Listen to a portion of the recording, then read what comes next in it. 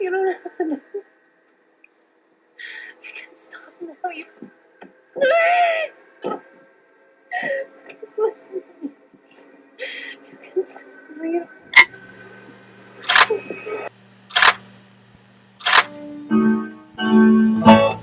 If I didn't care more than words can say,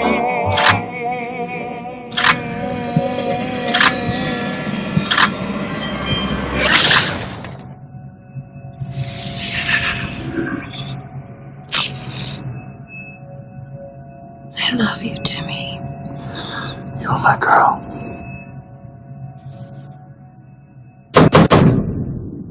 What is it, like 4 in the morning? Hello? You're gonna die.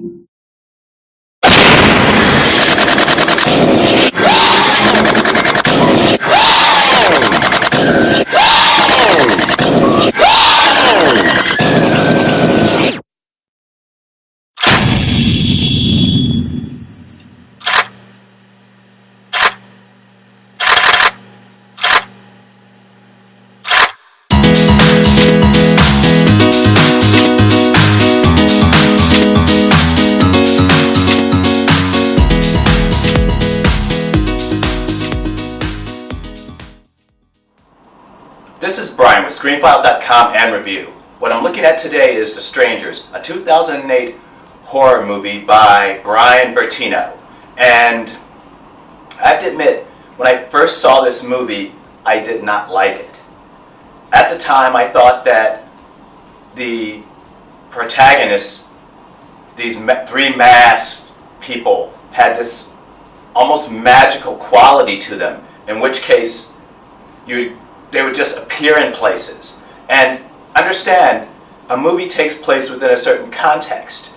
If that were the context the movie existed in, I wouldn't have a problem with it.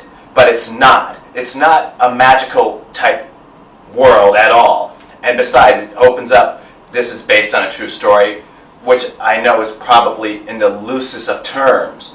But in any case, it doesn't involve people popping up magically into places and so on and so forth. And while on the second viewing I still saw elements of that, I appreciate the movie a lot more now, and it's a lot better than I gave it credit for. In fact, it's pretty good.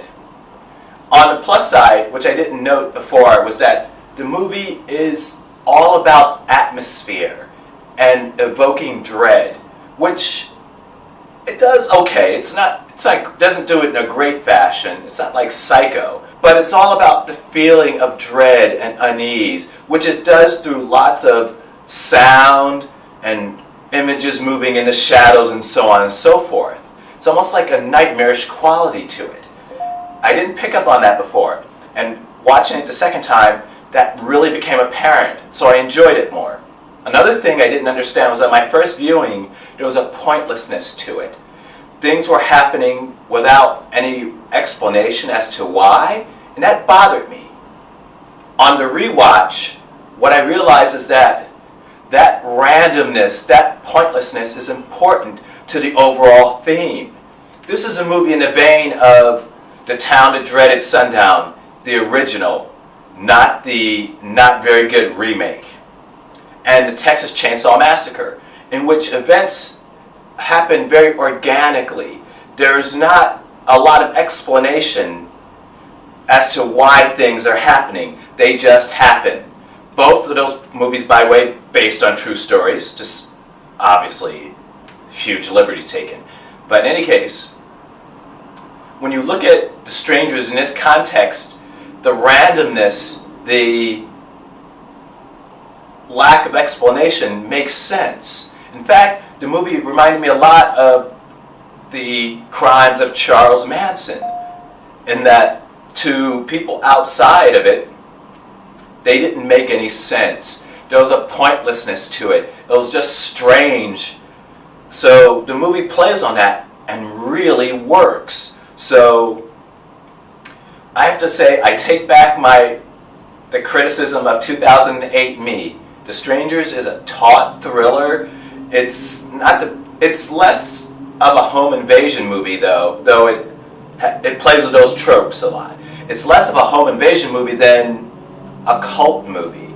And those elements are seeded throughout, and I didn't pick up on them the first viewing. Second time, it's like, this is like the Manson family murders. This is a crazy cult going about killing people for reasons. And when you talk about crazy cults, reasons works because they're crazy. They don't need justification. They don't need logic. At least logic that we would think of as such.